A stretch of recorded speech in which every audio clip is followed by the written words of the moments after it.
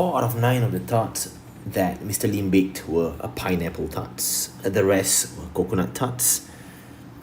He gave half of the pineapple tarts to his neighbor and 2/5 of the coconut tarts to his wife. He had 60 tarts left. How many tarts did he bake? Now let's take it statement by statement. So the very first statement tells us that for the pineapple tarts, Mr. Lim baked 4/9 of it. Alright, and the rest are coconut. So for the coconut tarts, it will be the rest, which means 1 whole minus 4 out of 9, which gives us 5/9 coconut tarts.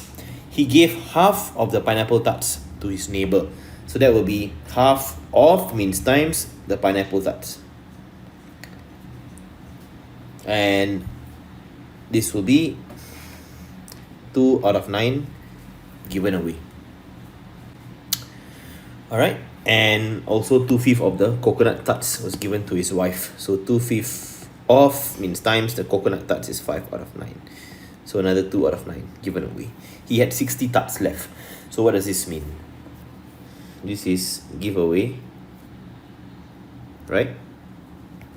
This one also we are giving it away. So what fraction of the tarts do you have left?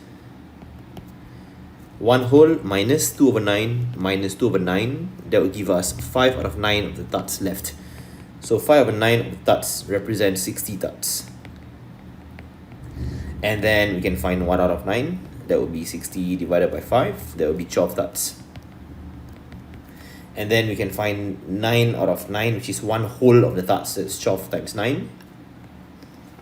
There will be 108 tarts as our answer for this question.